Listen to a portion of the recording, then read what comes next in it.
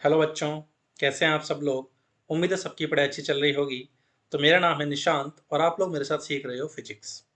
तो जैसा कि हमने नीट की chapter wise previous years question series चला रखी थी, जिसमें हम 2005 से लेकर 2023 तक जितने भी फिजिक्स के चैप्टर वाइज क्वेश्चन आए हुए हैं उनका डिटेल डिस्कशन कर रहे हैं।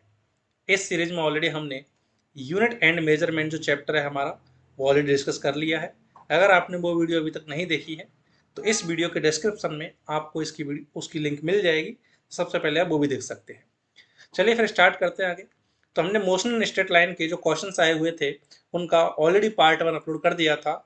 आज हम स्टार्ट करने वाले हैं इसका पार्ट 2, जिसमें जो रिमेनिंग क्वेश्चन हमारे रह गए थे उनके बारे में अपन बात करेंगे। तो क्वेश्चन देखते हैं जरा। A boy standing at the top of a tower of height 20 meter drops a stone assuming g equal to 10 meter per second square, the velocity with which it hits the ground। Question ने क्या कहा है कि हमारे पास एक 20 metre height का एक tower है और इस पर एक बॉय जो है वो स्टैंडिंग है हमारे पास, और यहां से इसने एक स्टोन को ड्रॉप किया है। ड्रॉप किया है, इनिशियल वेलोसिटी कितनी हो गई? जीरो। तो ग्रेविटी अपना काम करेगी और डाउनवर्ड डायरेक्शन में इसको अपनी तरफ पुल करेगी। तो ग्रेविटेशनल एक्सेलरेशन हो गया इसका जी डाउनवर्ड। और आपसे पूछा है कि जब ये ग्राउंड को यहाँ हिट करेगा उस टाइम इसकी वेलोसिटी क्या होगी। क्लियर? हाँ भाई, मैं अपर डायरेक्शन को प्लस मान लेता हूँ तो डाउनवर्ड डायरेक्शन क्या हो जाएगी? माइनस हो जाएगी। एक्सेलरेशन डाउनवर्ड है तो एक्सेलरेशन तो हो गया जी माइनस डायरेक्शन में। अब डिस्प्लेसमेंट अगर तुम देखो तो इनिशियल पोजीशन से फाइनल पोजीशन तक जाने में जो डिस्प्लेसमेंट है वो कितना हो गया हमारे पास? Downward 20 metre. अब डिस्प्लेसमेंट डाउनवर्ड 20 मीटर है तो मैं कह सकता हूँ डिस्प्लेसमेंट का वेक्टर हो गया हमारे पास 20 मीटर माइनस डायरेक्शन में। अब तुम्हें इनिशियल वेलोसिटी पता है, फाइनल वेलोसिटी निकालनी है और डिस्प्लेसमेंट पता है, तो कौन सी equation? No doubt third equation लगा सकते हैं अपन, V square equal to you square plus 2as। Initial velocity zero है, प्लस टू ए की वैल्यू डाउनवर्ड में, माइनस डाउनवर्ड में हमारे पास जी, या बोल दो माइनस जी है तो माइनस जी। डिस्प्लेसमेंट भी डाउनवर्ड में 20 है तो माइनस का 20। तो यहाँ से वी स्क्वायर इक्वल टू आ गया हमारे पास, ये तो जीरो हो गया, दिस वैल्यू इज प्लस 400। तो यहाँ से वी हो जाएगा √400, या बोल दो 20 मीटर पर सेकेंड। तो correct answer will be third option. तो स्टोन जो है वो 20 मीटर पर सेकेंड की वेलोसिटी से हिट करेगा ग्राउंड। उम्मीद है समझ में आ गया होगा सबको। नेक्स्ट क्वेश्चन देखिए। A particle covers half of its distance, half of its total distance with speed v1 and the rest half with speed v2। its average speed during the complete journey कितनी होगी हमारे पास पूछा हुआ है। इस तरह के क्वेश्चन अपन ऑलरेडी पार्ट 1 में भी कर चुके हैं इस वीडियो के। तो देखिए जरा क्या बोला है।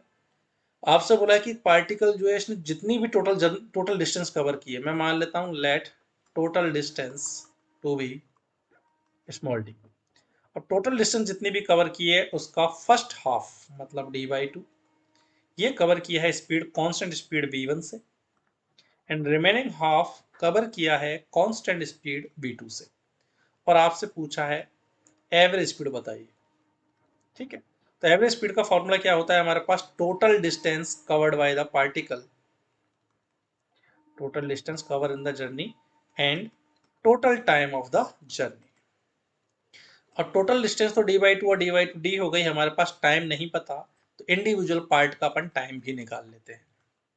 अब देखो कांस्टेंट स्पीड से गया इस पूरे में तो सीधा सीधा टाइम निकालने के लिए कह सकता हूँ डिस्टेंस अपॉन इस पार्ट की स्पीड। सेकंड पार्ट के लिए सीधा टाइम निकालने के लिए कह सकता हूँ सेकंड पार्ट की डिस्टेंस अपॉन सेकंड पार्ट की स्पीड। तो यहाँ से टोटल टाइम ऑफ जर्नी कितना हो गया? t1 plus t2। सॉल्व करते हैं यहाँ से तो ये हो गई वैल्यू d/2 कॉमन ले लिया, 1/v1 प्लस 1/v2। डी से डी कैंसिल, टू ऊपर चला जाएगा, नीचे एलसीएम आ गया v1 v2, v2 plus v1। तो यहाँ से एवरेज स्पीड की वैल्यू आ गई 2v1 v2 अपॉन में v2 प्लस v1। अब ऐसा कौन सा ऑप्शन है? 2v1 v2 upon v1 plus v2, this is fourth option. तो 17 का करेक्ट आंसर होगा fourth option. Clear? Next question की तरफ चलते हैं। A ball is dropped from a high rise platform at a t equal to 0 starting from rest. After 6 seconds, another ball is thrown downward from the same platform with a speed v. The two balls meet at t equal to 18 seconds. Find the value of v. पहले तो question समझिए, देखो, क्योंकि question अगर सही से नहीं समझा तो डेफिनेटली आंसर आने का सवाल ही पैदा नहीं होता।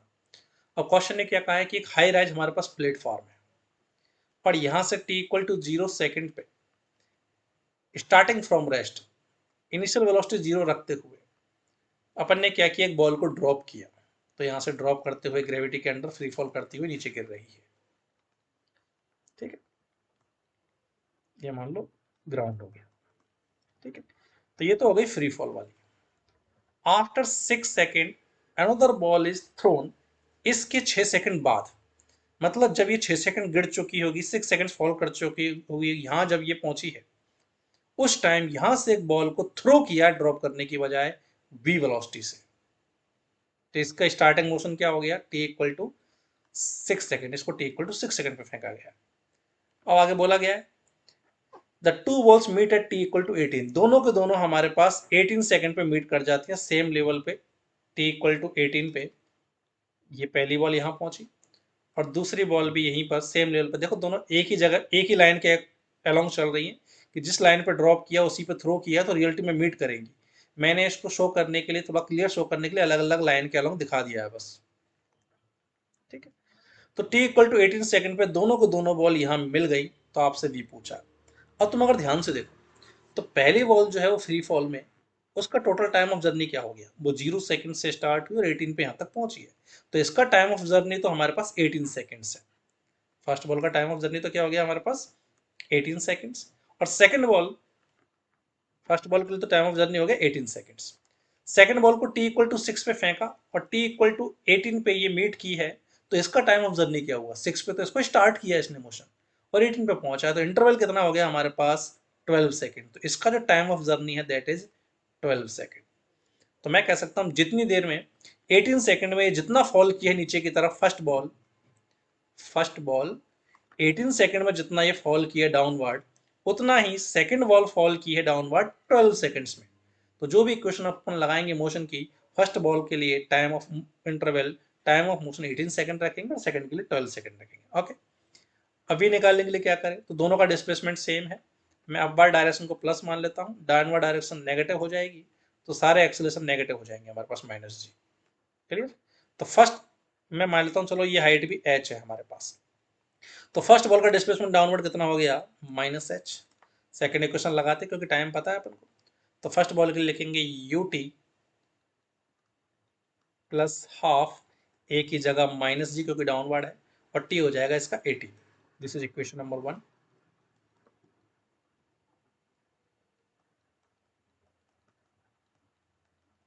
सेकंड बॉल के लिए अगर देखें तो डिस्प्लेसमेंट उसका भी नीचे की तरफ एच है तो माइनस एच बोलेंगे, बट उसका यू है डाउनवर्ड में वी, तो यू को नेगेटिव ले लेते हैं क्योंकि डाउनवर्ड है, तो यू इंटू टी इसका 12 लेंगे प्लस हाफ, ए की जगह -10 और टी का स्क्वायर।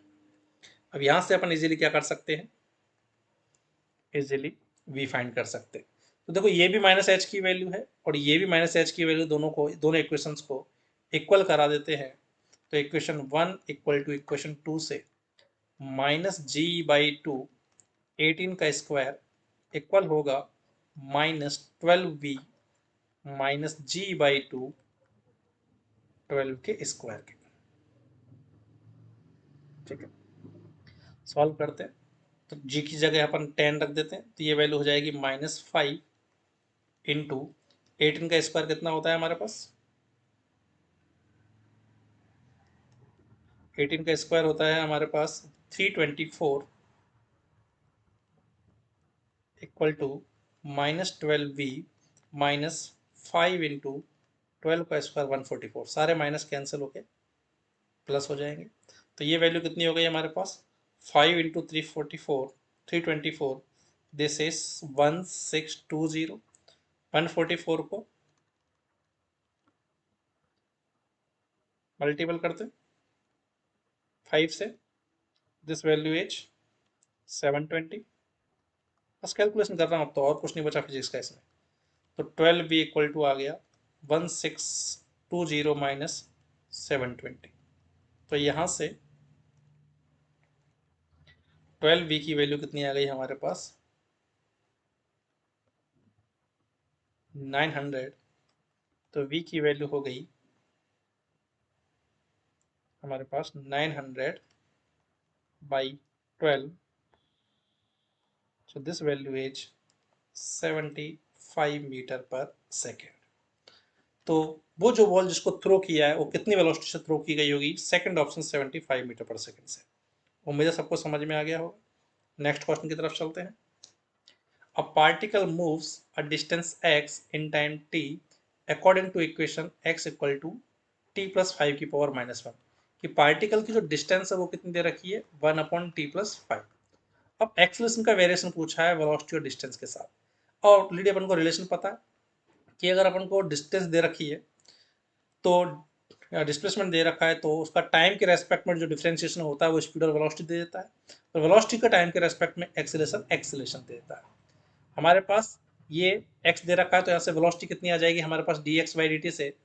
तो t+5 की पावर -1 जो है इसका डिफरेंशिएशन करते हैं तो -1 आ गया आगे, t+5 की पावर -2, फर्दर चैन रूल लगा के t+5 का करेंगे तो 1 हो जाएगा। तो वेलोसिटी तो हो गई -1/t+5 का होल स्क्वायर। फर्दर एक्सेलरेशन निकालें, एक बार और डिफरेंशिएशन करते हैं इसका, तो -2 आगे आ जाएगा, दिस विल बिकम +2, t+5 की पावर -3, चैन रूल से t+5 का हो जाएगा 1। तो एक्सेलरेशन की वैल्यू कितनी आ गई 2, 1/t+5 का होल क्यूब। अब अपन को इसको प्रोपोर्शनलिटी में देखना है कि डिस्टेंस के साथ कैसा वेरिएशन आ रहा है और डिस्टेंस और वेलोसिटी के साथ कैसा वेरिएशन आ रहा है। तो एक्सेलरेशन की वैल्यू देखो किसके प्रोपोर्शनल है, 1/t⁵ का क्यूब आ रहा है, 1/t+5 x है तो ये हो गया x क्यूब। तो डिस्टेंस के तो क्यूब के प्रोपोर्शनल है, डिस्टेंस में ऐसा कोई ऑप्शन नहीं है। वेलोसिटी भी चेक कर लेते हैं। तो यहाँ से 1/t+5 देखना जरा इस इक्वेशन से, v प्रोपोर्शनल है, v का मैग्नीट्यूड प्रोपोर्शनल है 1/t+5 के स्क्वायर के। तो यहाँ से 1/t+5 की वैल्यू हो जाएगी प्रोपोर्शनल √v के। तो 1/t+5 की वैल्यू यहाँ रखते हैं तो दिस विल प्रोपोर्शनल √v की पावर 3, या बोल दो a प्रोपोर्शनल √v को पावर 1/2 भी बोल सकते हैं, तो this will become proportional to 3/2। ऐसा कोई ऑप्शन है क्या जहाँ एक्सेलरेशन वेलोसिटी की पावर 3/2 के प्रोपोर्शनल है? Yes, first option is the correct answer. Clear. Next question देखिए। A bus is moving with a speed 10 metre per second on a straight road. Question ने क्या कहा है देखिए कि हमारे पास एक बस है जो कि आगे मूव कर रही है स्पीड 10 मीटर पर सेकेंड से। A scooterist wishes to overtake the bus in 100 second. इसके पीछे यहाँ पर कोई स्कूटरिस्ट है, हमारे पास स्कूटर है कोई जो कि इस बस को 100 सेकेंड में ओवरटेक करना चाह रहा है। If the bus is at a distance of 1 kilometre from the scooterist, इन दोनों के बीच में जो डिस्टेंस है दैट इज 1 किलोमीटर या बोल दो 1000 metre. With what speed should the scooterist chase the bus, कितनी स्पीड से इसको चेज करना चाहिए, वेलोसिटी पूछी। ठीक है। अब आप चाहो तो इसको रिलेटिव से भी कर सकते हो और चाहो तो इसको ग्राउंड फ्रेम में भी कर सकते हो, मैं दोनों से करके बताता हूँ। चलो अपन पहले ग्राउंड फ्रेम में सॉल्व करते हैं इसको। Method 1 in ground frame. तो जो पर्सन ग्राउंड पे बैठा हुआ है यहाँ कहीं, उसे क्या लगेगा बस भी आगे जा रही है, तो किसी टाइम टी पर बस यहाँ आ गई होगी। ठीक है, t=0 पे सारा मोशन स्टार्ट हुआ है 0 सेकंड पे, तो किसी टाइम टी पे बस यहाँ आ गई होगी, और जो पीछे स्कूटरिस्ट है वो भी चल के यहाँ आ गया होगा और उसके बाद इसने ओवरटेक कर लिया होगा। मतलब इस टी सेकंड पे ये दोनों के दोनों मिले होंगे, जिसकी वैल्यू कितनी दे रखी है 100 सेकंड। तो 100 सेकंड में दोनों के दोनों मिले हैं। तो बस अगर x चली है तो मिलने के लिए स्कूटरिस्ट को कितना चलना पड़ेगा 1000 + x। तो ग्राउंड फ्रेम में कांस्टेंट वेलोसिटी है दोनों की, तो सीधा सीधा distance equal to velocity into time लगा सकते हैं, अपन स्पीड इनटू टाइम लगा सकते हैं। तो बस के लिए कहूंगा मैं डिस्टेंस कितनी हो जाएगी, बस की स्पीड इनटू टाइम, और स्कूटरिस्ट के लिए टोटल डिस्टेंस उसकी हो जाएगी हमारे पास स्कूट रिस्ट की वेलोसिटी इनटू इसका टाइम। क्लियर? अपन को v फाइंड करना है, ठीक है, तो आप x की वैल्यू यहाँ से रिप्लेस कर दो, तो 1000 प्लस x की वैल्यू कितनी हो जाएगी हमारे पास यहाँ से 1000 इक्वल टू 100v, तो 2000 इक्वल टू 100v, तो यहाँ से स्कूट रिस्ट की वेलोसिटी कितनी रही होगी 20 metre per second. Fourth option, इतने से जो है स्कूट रिस्ट को पीछे चलना पड़ेगा। क्लियर? इसी को अगर अपन अनदर मेथड रिलेटिव से करना चाहें तो कैसे कर सकते हैं कि आप किसी भी एक फ्रेम में बैठ जाइए, जैसे मान लो आप बस में बैठ गए, तो विद रेस्पेक्ट टू अगर मैं बस बात करूं, तो पहले तो बस के ऑब्जर्वर के रेस्पेक्ट में सारी कहानी बनाइए कि एक ऑब्जर्वर यहाँ बैठा है, इसको क्या दिखेगा। तो जो बस में बैठा है उसको बस तो खुद किस पे दिखाई देगी, at rest. Clear? Scoot rest जो है उसकी वेलोसिटी आगे है यू ग्राउंड के फ्रेम में। तो अपन क्या करें, कंसेप्ट पता है अपन को कि जब भी अपन को फ्रेम चेंज करना होता है तो जिस भी फ्रेम में अपन बैठे हैं उसकी वेलोसिटी और एक्सीलरेशन को दूसरे पार्टिकल को जस्ट अपोजिट करके दे दो। ठीक है, कंसेप्ट क्या है, v21 क्या होता है, v2 माइनस v1। तो अगर मैं फ्रेम नंबर 1 में बैठा हूं तो क्या करूं, अगर मैं फ्रेम नंबर 1 में बैठा हूं तो 1 के रेस्पेक्ट में बात कर रहा हूं, तो 1 की वेलोसिटी को रिवर्स करके 2 को दे देंगे, तो इससे रिलेटिव वेलोसिटी आ जाती है। अब बस की वेलोसिटी आगे की तरफ 10 मीटर पर सेकंड थी, तो रिलेटिव निकालने के लिए इसकी वेलोसिटी को रिवर्स करो, मतलब पीछे, और इसको ट्विस्ट को दे दो। तो बस के रेस्पेक्ट में अगर तुम देखोगे तो बस तो रेस्ट पे है और इसको रेस्ट आगे जा रहा है u माइनस 10 से। क्लियर? अब बस के फ्रेम में अगर मैं देखूं तो इस पर्सन को क्या लगेगा कि ये तो रेस्ट पे है और स्कूटर रेस्ट की तरफ आ रहा है, और जब ये ओवरटेक करेगा मतलब मिल जाएगा, और मिलने में कितना टाइम लगेगा, 100 सेकेंड। तो अगर बस के रेस्पेक्ट में कहूं तो बस वाले ऑब्जर्वर को क्या लगेगा कि जितनी देर में हमारे पास, जितनी देर में ये स्कूटर रेस्ट 100 मीटर कवर कर जाएगा उतनी देर में ओवरटेक कर जाएगा। अब कोई एक्सेलेरेशन नहीं है तो सीधा सीधा कह सकता हूं रिलेटिव डिस्प्लेसमेंट। ध्यान से देखना, इसको क्या लगेगा, इस ऑब्जर्वर को लगेगा कि अब स्कूटर रेस्ट को मीट करने के लिए स्कूटर को केवल केवल 1000 मीटर चलना है, तो ये हो गया इसका रिलेटिव डिस्प्लेसमेंट, स्कूटर का relative displacement with respect to bus. Time अपन को दे ही रखा है, वेलोसिटी निकालनी है, तो मैं सीधा सीधा कह सकता हूं relative displacement equal to relative velocity into time. तो यहां से 10 इक्वल टू आ गया u माइनस 10, यहां से भी u की वैल्यू कितनी आ रही है 20 मीटर पर सेकंड। आप किसी से भी सॉल्व कर सकते हैं। ठीक है, नेक्स्ट क्वेश्चन देखिए, a particle starts its motion from rest under the action of a constant force. If the distance covered in first 10 seconds is s1 and that covered in first 20 seconds is s2, then relation is। Question समझिए, एक particle है हमारे पास जो कि initially rest पे है, initial velocity 0 है। और देखो पार्टिकल को चलने के लिए क्या चाहिए, या तो एक्सेलरेशन या फोर्स या दोनों। ठीक है, पार्टिकल की केवल वेलोसिटी हो तो भी चल जाएगा, एक्सेलरेशन आ जाए तो भी चल जाएगा, दोनों है तो भी चलेगा। क्लियर है? अब पार्टिकल हमेशा जाता किधर है, एक्सेलरेशन नहीं, पार्टिकल वेलोसिटी की डायरेक्शन में जाता है, इंस्टेंटेनियस वेलोसिटी की डायरेक्शन में। अगर पार्टिकल का एक्सेलरेशन मान लो इधर है तो, और वेलोसिटी की डायरेक्शन अगर इधर है, तो ऐसा नहीं एक्सेलरेशन की डायरेक्शन में चला जाएगा, पार्टिकल हमेशा इंस्टेंटेनियस वेलोसिटी की डायरेक्शन में जाता है। अब बात आती है एक्सेलरेशन का काम क्या है, तो एक्सेलरेशन का काम वेलोसिटी को चेंज कराना। तो एक्सेलरेशन हमेशा जब भी लगता है तो एक्सेलरेशन की वजह से वेलोसिटी इस तरीके से चेंज होती है कि वेलोसिटी हमेशा एक्सेलरेशन की डायरेक्शन में घूमना चाहती है, ये दोनों की टेंडेंसी होती है। तो ध्यान देना, पार्टिकल जाता हमेशा इंस्टेंटेनियस वेलोसिटी की डायरेक्शन में है। क्लियर है क्या? और फोर्स का काम क्या है, एक्सेलरेशन का काम क्या है, वेलोसिटी को अपनी तरफ घुमाना। अब क्वेश्चन ने क्या कहा है कि इनिशियली पार्टिकल हमारे पास रेस्ट पे था, अब इस पे अपन ने कांस्टेंट फोर्स लगाया आगे की तरफ। अब अगर फोर्स कांस्टेंट है तो इसकी वजह से आगे एक्सेलरेशन भी आएगा, जिधर फोर्स होगा कितना आ जाएगा, फोर्स अपॉन मास। फोर्स अगर कांस्टेंट है, मास कांस्टेंट होता ही है, तो एक्सेलरेशन भी क्या हो गया, कांस्टेंट।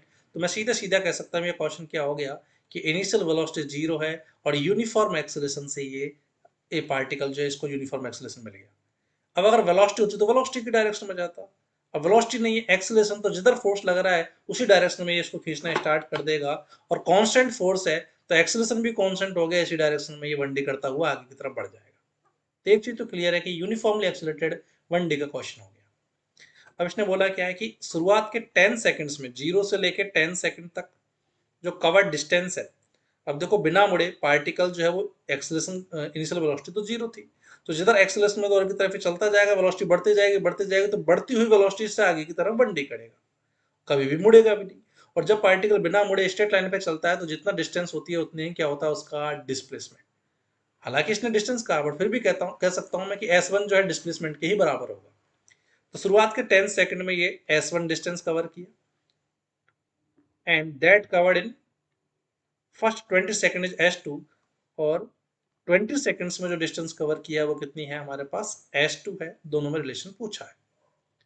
सीधा सीधा सा U पता है हमको, T पता है, A यूनिफॉर्म में इतना पता है, डिस्प्लेसमेंट में रिलेशन निकालना है। सीधा सीधा बोल सकते हैं अपन सेकंड इक्वेशन लगानी है, S equal to u t plus half a t square.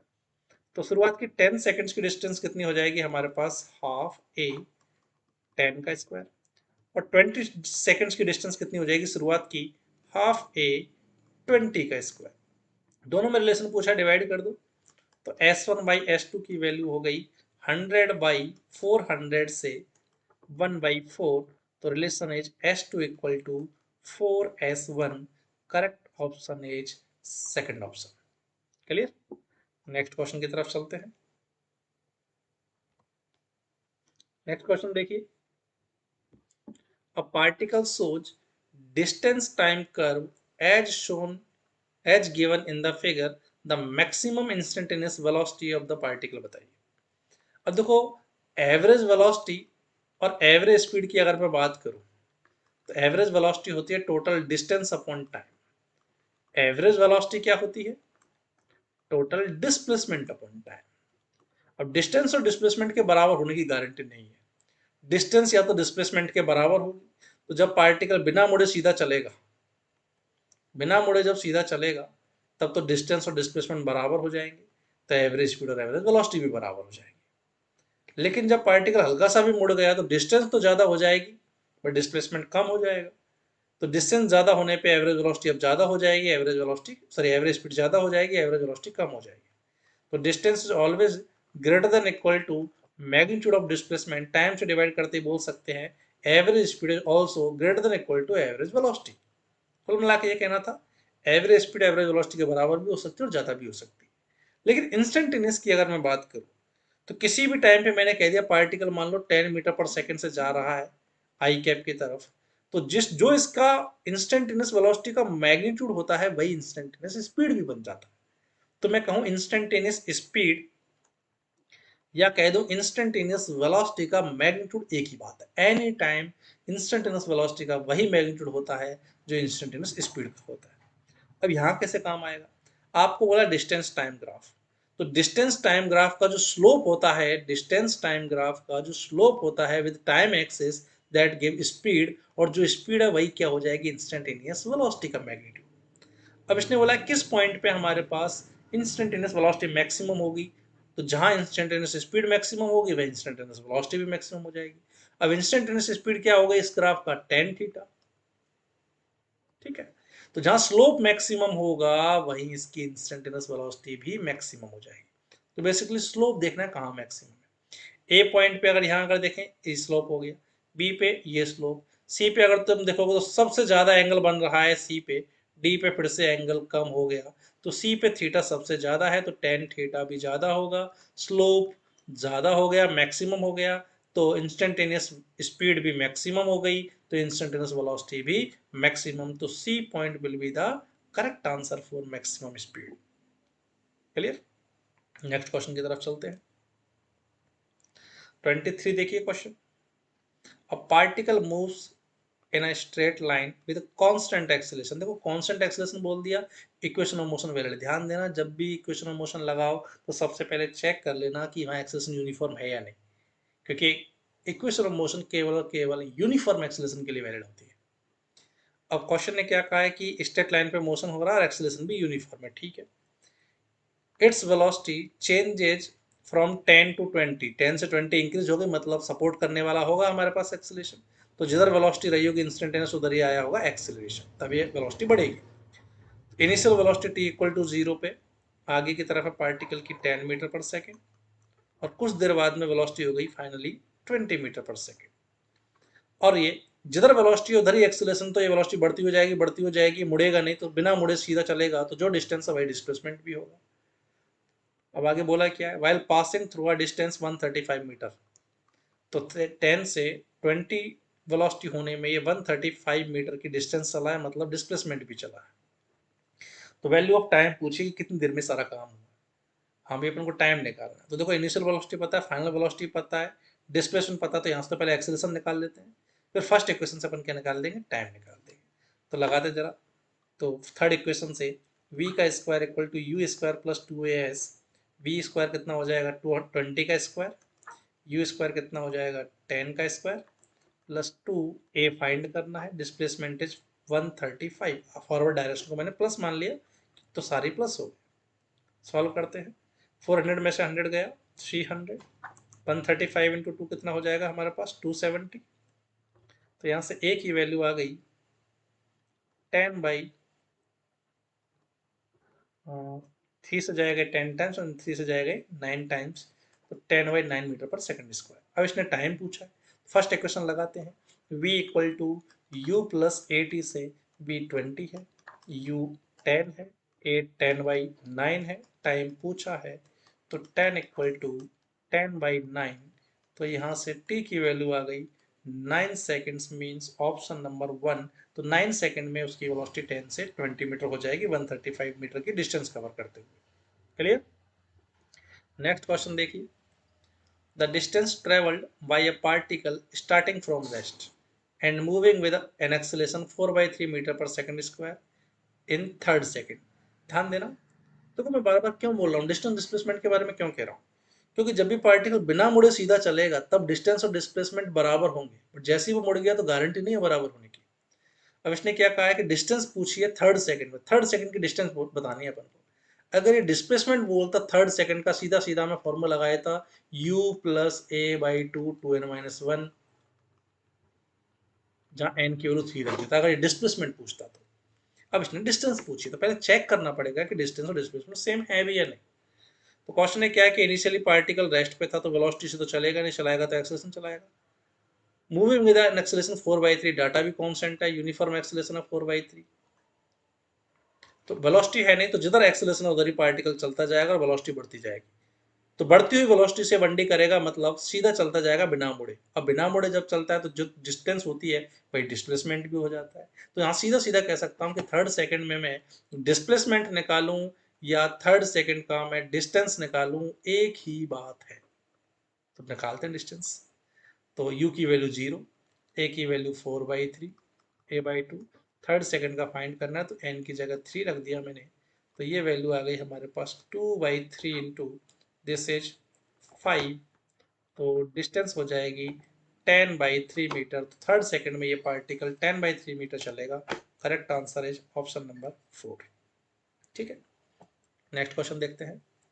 A particle moving along x axis, particle हमारे पास एक्स एक्सिस की तरफ चल रहा है, acceleration f at any time t given by this, acceleration जिसको मैं a कह रहा हूँ उसको यहाँ इसने f कहा है, और कितना बोला f0 1 minus small t upon t, where f0 and t are constant, f0 और t कांस्टेंट है।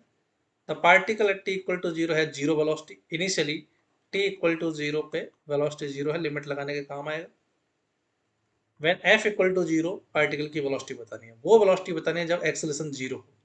पहले तो देख लेते हैं वो टाइम कितना होगा जब एक्सेलरेशन 0 होगा, तो इसको 0 के इक्वल रखते हैं, इसको 0 के इक्वल रखा, तो 1 equal to T upon T से टाइम की वैल्यू आ गई टी।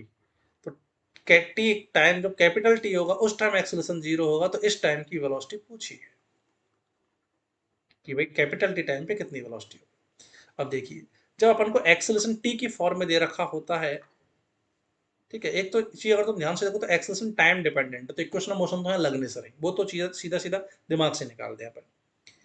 ठीक है, अब एक्सेलरेशन टाइम की फॉर्म में देके वेलोसिटी पूछी है, तो सीधा सीधा मैं कह सकता हूँ एक्सेलरेशन की जगह क्या लिख लो, dv बाय dt। तो एक्सेलरेशन की जगह dv बाई dt लिखा, इंटीग्रेट करेंगे अब यहाँ से, तो dv इक्वल टू हो जाएगा f not 1 minus small T by capital T D T.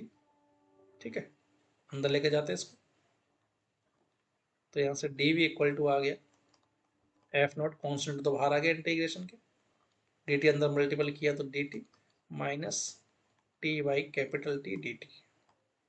अब लिमिट लगाते हैं, टी इक्वल टू जीरो पे वेलोसिटी जीरो क्वेश्चन ने गिवन की है, कैपिटल टी पे वेलोसिटी पूछी है। मैं इधर सॉल्व कर रहा हूँ, तो डी वी का इंटीग्रेशन वी, जीरो से v f naught, d t का इंटीग्रेशन टी, जीरो से टी माइनस 1/t कॉन्स्टेंट पड़ा रहेगा, स्मॉल टी का इंटीग्रेशन हो जाएगा t square by two, zero से कैपिटल टी। लिमिट रखते हैं, तो v माइनस जीरो वी हो गया, f naught capital T minus zero रखोगे तो capital T minus half two T, sorry minus 1/2t।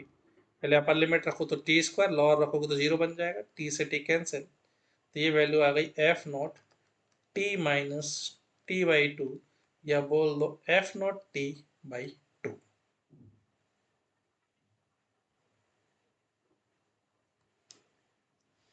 तो वेलोसिटी की वैल्यू कितनी आ गई हमारे पास उस टाइम पे, F not T by two. अब कौन सा ऑप्शन है जरा देखिए, तो F not T by two first option will be the correct answer. मुझे समझ में आ गया होगा सबको। तो सीधा सीधा रिलेशन मैंने ये काम में लिया कि टी की पावर एन का टाइम के रेस्पेक्ट में इंटीग्रेशन होता है टी की power n plus one upon n plus one. ठीक है, नेक्स्ट क्वेश्चन देखिए 26। A car moves from x to y, एक पॉइंट एक्स है एक पॉइंट वाई है, कार जो है वो एक्स से वाई की तरफ गई with uniform speed v u, जाते टाइम इसकी रफ्तार वी यू थी, and returns to y with uniform speed v d. अब से ये हमारे पास वापस लौटी और आते टाइम इसकी रफ्तार वी डी कर दी, द एवरेज स्पीड बतानी है राउंड ट्रिप के लिए।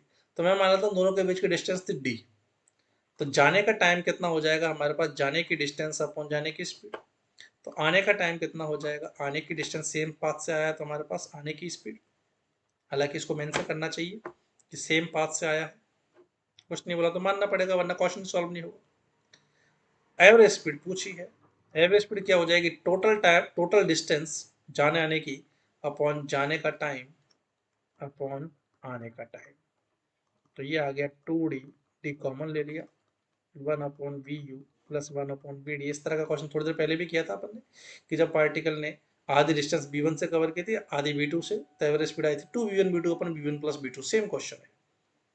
तो एवरेज स्पीड कितनी हो गई यहाँ से, डी कैंसिल हो गया, टू, नीचे एलसीएम आ गया V U V D plus V U, तो average speed is two V U V D by V U V D, sorry plus V U V D. तो करेक्ट आंसर कौन सा हो जाएगा, सेकंड ऑप्शन। क्लियर, ध्यान देना यहीं पे अगर इसमें पूछता ये एवरेज स्पीड की वजह एवरेज वेलोसिटी, तो जहां से स्टार्ट हुआ घूम के वापस वहीं आ गया, तो इसलिए डिस्प्लेसमेंट जीरो होने की वजह से एवरेज वेलोसिटी जीरो होती है।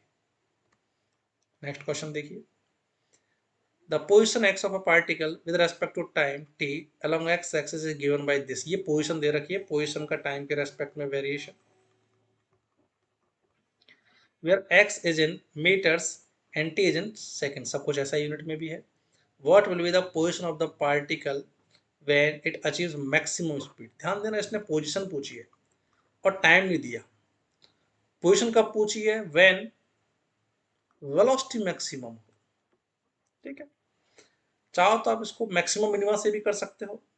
देखते हैं एक बार जरा, मैं सिंपल इसमें अगर एक्सेलरेशन यूनिफॉर्म होता तो इक्वेशन ऑफ मोशन की हेल्प लेने की कोशिश करता हूँ। तो पहले तो इसका डिफरेंशिएशन करके वेलोसिटी निकाली इंस्टेंटेनियस, तो वो कितनी हो जाएगी 18t माइनस 3t स्क्वायर। एक बार और डिफरेंशिएशन करते हैं, यहाँ से एक्सेलरेशन कितना आ जाएगा 18 माइनस 90। साफ साफ दिख रहा है कि एक्सेलरेशन यूनिफॉर्म नहीं है, इसलिए इक्वेशन मोशन वैलिड नहीं होंगे। अब निकालते जरा, अब देखो जरा, तो वेलोसिटी इसने क्या पूछा है, इट अचीव मैक्सिमम स्पीड, जब स्पीड मैक्सिमम हो जाएगी तब पोजीशन पूछे, तो पहले तो वो टाइम बताता हूँ जब ये टर्म मैक्सिमम हो जाए। ठीक है, तो या तो आप वी के मैक्सिमम मिनिमा की कंडीशन लगा दो, ठीक है, मैक्सिमम मिनिमा की कंडीशन लगा दो, या आप किससे देख सकते हो, आप मैकेनिक्स से भी देख सकते हो। कैसे, मैं दोनों से बताता हूँ। पहले चलो मैथ से करके बताता हूँ, by math, method one. Maximum minimum से देखते हैं। तो v की वैल्यू कितनी है, 18t minus 3t²। Maxima minima जब होगा तो सिंगल डिफरेंशिएशन कितना हो जाएगा, 0। तो 18 माइनस 60 को, सॉरी यहाँ पर ये 60 था, 18 माइनस 60 को 0 के इक्वल रखते हैं, तो 60 equal to 18, t equal to 3 आ गया। मतलब t इक्वल टू 3 पे मैक्सिमम या मिनिमम मिलेगा। अब क्या मिलेगा ये नहीं पता, तो उसके लिए डबल डिफरेंशिएशन कीजिए। अगर आपको मैक्सिमम मिनिमम निकालना नहीं आता है तो हमारे चैनल पे डिफरेंशिएशन की एप्लीकेशंस की ऑलरेडी एक वीडियो है, आप वहाँ से उसको रेफर कर सकते हैं। एक और डिफरेंशिएशन करते हैं, तो इसका डिफरेंशिएशन आ गया माइनस, डबल डिफरेंशिएशन नेगेटिव आया है, मतलब इस वैल्यू पर अपन को जो v की वैल्यू मिलेगी वो मैक्सिमम मिलेगी। तो t इक्वल टू 3 पे वेलोसिटी मैक्सिमम होगी। अब t इक्वल टू 3 पे वेलोसिटी मैक्सिमम होगी तो उस टाइम पे पोजीशन कितनी हो जाएगी, 9, 3 का स्क्वायर माइनस 3 का cube. This value is 9 into 9 81 minus 27। तो ये कितना आ गया, 54। Third will be the answer. ठीक है। इसी को अगर दूसरे मेथड से ट्राई करें कि वेलोसिटी मैक्सिमम कब होगी, तो देखो इनिशियली हमारे पास t इक्वल टू 0 पे वेलोसिटी का मेथड 2 देखना। t इक्वल टू 0 पे हमारे पास वेलोसिटी क्या है, 0, और t इक्वल टू 0 पे एक्सेलरेशन क्या है, प्लस में। ठीक है। तो शुरुआत में वेलोसिटी 0 और एक्सेलरेशन प्लस में है, तो एक्सेलरेशन आगे की तरफ वेलोसिटी को बढ़ाने लगेगा, बढ़ाने लगेगा। और अब देखो टाइम के साथ जैसे जैसे टाइम बढ़ रहा है एक्सेलरेशन घट रहा है। तो शुरुआत में पहले 18 रहा होगा, फिर 17, 9, फिर हमारे पास 16, 15, 10, 2, फाइनली 0 हो जाएगा। तो जब तक एक्सेलरेशन 0 नहीं होता तब तक वेलोसिटी को बढ़ाता रहेगा, बढ़ाता रहेगा, बढ़ाता रहेगा। उसके बाद में जैसे ही एक्सेलरेशन नेगेटिव होगा वेलोसिटी घटना स्टार्ट हो जाएगी। तो जब एक्सेलरेशन 0 होगा तब वेलोसिटी यहाँ इस क्वेश्चन के लिए मैक्सिमम होगी। क्लियर? क्योंकि 0 होने तक तो एक्सेलरेशन लगातार सपोर्ट करके बढ़ाता रहेगा वेलोसिटी। अब एक्सेलरेशन 0 होने पे वेलोसिटी मैक्सिमम होगी, एक्सेलरेशन को 0 के बराबर रखते हैं। तो सेम वही टर्म आ गई कि 3 सेकंड पे एक्सेलरेशन 0 होगा, तो 3 पे ही वेलोसिटी मैक्सिमम होगी, 3 पे पोजीशन निकालती। उम्मीद है समझ में आ गया होगा सबको। नेक्स्ट क्वेश्चन देखिए। A particle moves along a straight line OX। एक स्ट्रेट लाइन है हमारे पास OX, इसके अलोंग पार्टिकल मूव कर रहा है। At a time in t in seconds, the distance x in metres, किसी टाइम t पे डिस्टेंस दे रखी है इसकी, इसके लिए x कोऑर्डिनेट बता रखा है उसका कि किसी टाइम t पे ये कोऑर्डिनेट होगा उसका। How long would the particle travel before coming to rest, कि रुकने से पहले कितना चलेगा। देखो पोजीशन क्या दे रखी है किसी भी टाइम पे, x equal to 4t plus 12t minus t cube. पहले तो मैं इसका इनिशियल पोजीशन निकाल लेता हूँ। तो t इक्वल टू 0 पे इसकी इनिशियल पोजीशन क्या है, 0, 0 रखेंगे तो 4t।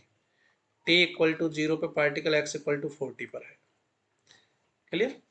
अब बोला है कि बताइए रुकने से पहले कितना चलेगा। तो पहले तो मैं वेलोसिटी निकाल लेता हूँ। वेलोसिटी कितनी हो जाएगी, 12 माइनस 3t²।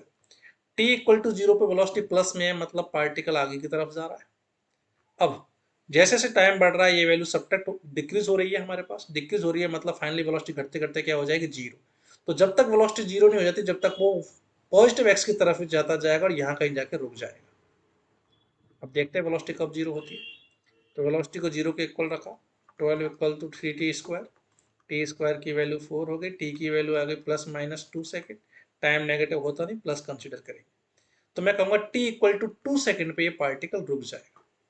तो टी इक्वल टू 2 सेकेंड पे पोजिशन कितनी आ रही है, 40 प्लस 12 इंटू 2 माइनस 2 का क्यूब।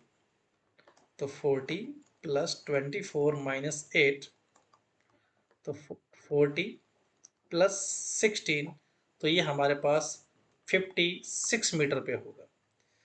तो टोटल जर्नी की अगर हम बात करें रुकने तक लेकर, तो 0 सेकंड पे x इक्वल टू 40 पे था, x इक्वल टू 56 पे पहुंच के रुक गया, बिना मुड़े सीधा चलते चलते रुक गया। तो रुकने से पहले टोटल कितने डिस्टेंस चला, 40 से लेके 56 तक टोटल कितने डिस्टेंस चला, केवल 16 metre will be the answer, ना कि 56। ध्यान देना 56 फाइनल कोऑर्डिनेट है उसका, फाइनल पोजीशन है, डिस्टेंस तो 16 मीटर होगी। क्लियर? नेक्स्ट क्वेश्चन देखते हैं। Question number 29। Two bodies A of mass 1 kg, P of mass 3 kg are dropped from height 16 meter and 25 meter respectively, the ratio of time taken by them to reach the ground. Question ने क्या कहा है, देखो कि हमने दो अलग अलग मासेस की बॉडी को ड्रॉप किया ग्रेविटी के अंडर एच हाइट से, और टाइम ऑफ फ्लाइट्स पे कमेंट करवाइए। तो फ्री फॉल में टाइम कितना होता है, √2h/g, एच हाइट गिरने में √2h/g टाइम लगता है। और अपन को रिजल्ट ऑलरेडी पता होता है, स्टैंडर्ड रिजल्ट है कि ये टाइम जो है वो मास पे डिपेंड नहीं करता। तो अलग अलग मास की बॉडी हो, हमारे पास 1 kg हो, चाहे 3 kg हो, चाहे 5 kg हो, मास से कोई फर्क नहीं पड़ता टाइम पीरियड पे, केवल हाइट से फर्क पड़ता है। तो अलग अलग हाइट के लिए मैं कह सकता हूँ T1:T2, क्योंकि ये टाइम पीरियड √h के प्रोपोर्शनल है, तो ये हो जाएगा √h1/h2। पहले वाले की हाइट 16, दूसरे वाले की हाइट फ्री फॉल की 25, तो इनके टाइम ऑफ फ्लाइट का रेशो हो जाएगा 4:5। Correct answer is fourth option. Clear. Next question देखिए, the displacement x of particle varies with time t as relation given this where a b alpha beta are positive constant, then velocity of the particle will be। देखो position अपन को क्या दे रखी है, a e⁻⁻α t plus b e⁻βt। Velocity अगर find करें तो a e⁻⁻α t का differential क्या हो जाएगा, -α e⁻⁻α t plus b e⁻βt का डिफरेंशिएशन बीटा e⁻βt। अगर मैं टाइम के साथ इसके वेरिएशन पे कमेंट करूं कि भाई ये वैल्यू इंक्रीज हो रही है डिक्रीज, तो देखिए एक्सपोनेंशियल टर्म्स जो होती है ना हमारे पास, वो कभी भी नेगेटिव नहीं होती है। ठीक है, इसकी कोई भी पावर रखोगे, नॉन जीरो नंबर की पावर रखोगे, तो वैल्यू भले इंक्रीज डिक्रीज हो सकती है, बट नेगेटिव नहीं होगी, हमेशा पॉजिटिव ही रहेगी।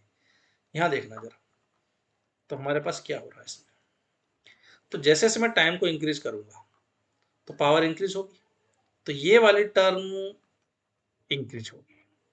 इसमें अगर मैं देखूं तो पावर नेगेटिव है, तो इसको लिख सकते हैं 1/e⁻⁴ तो टाइम अगर इंक्रीज होगा तो ये वैल्यू इंक्रीज होगी, तो ओवरऑल वैल्यू डिक्रीज होगी। तो जो सब्ट्रैक्ट हो रहा है वो डिक्रीज हो रहा है। पहले अपन ज्यादा सब्ट्रैक्ट करेंगे, फिर कब सब्ट्रैक्ट करेंगे, तो ये भी ओवरऑल वैल्यू को टाइम के साथ बढ़ाएगा। तो मैं कह सकता हूँ टाइम के साथ ये क्वांटिटी भी बढ़ेगी, ये क्वांटिटी बढ़ेगी, तो दोनों का सम भी बढ़ेगा, तो टाइम के साथ स्पीड नो डाउट बढ़ेगी। क्लियर। अब ऑप्शन पढ़ते हैं।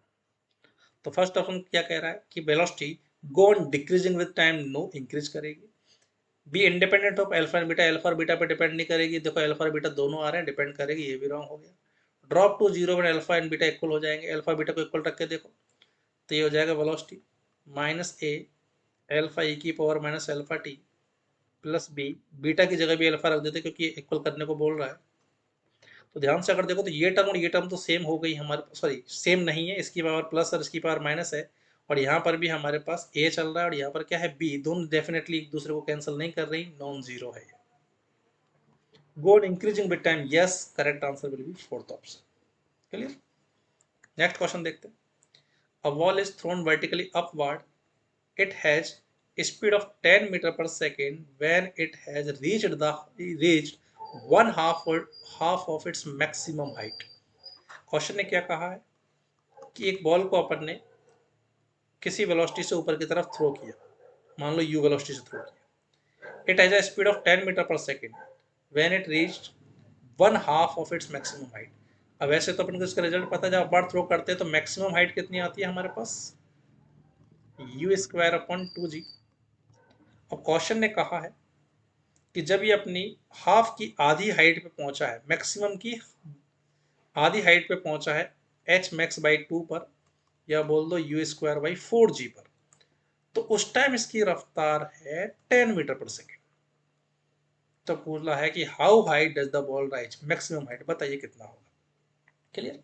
अब यहां से लेके यहां तक अगर मैं देखूं, डाउनवर्ड एक्सीलरेशन है नेगेटिव में, जी डाउनवर्ड डायरेक्शन को नेगेटिव मान लेता हूं, तो वी फाइनल पता है, बी इनिशियल और डिस्प्लेसमेंट अपन को पता है अपवर्ड में।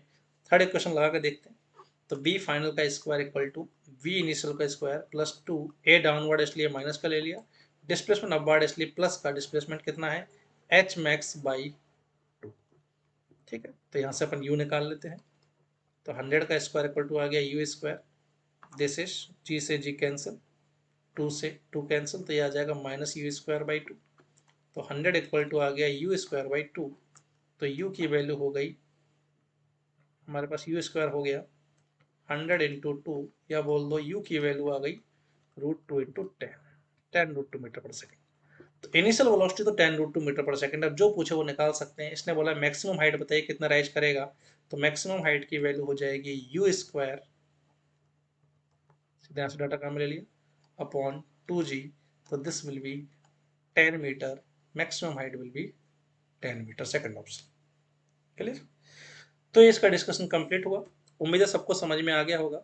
इस क्लास की जो पीडीएफ है, ये जो सारे क्वेश्चन आप देख रहे हो, ये साथ में इसकी जो आंसर की है, ये हमारा जो टेलीग्राम चैनल है उस पर आपको मिल जाएगी। ठीक है, तो आप लोग इसकी क्लास की जो पीडीएफ है ये आप हमारे टेलीग्राम चैनल से डाउनलोड कर सकते हो। तो पढ़ते रहिए सब लोग, सभी को गुड लक। मिलते हैं नेक्स्ट क्लास में नेक्स्ट चैप्टर के डिस्कशन के साथ। Thank you.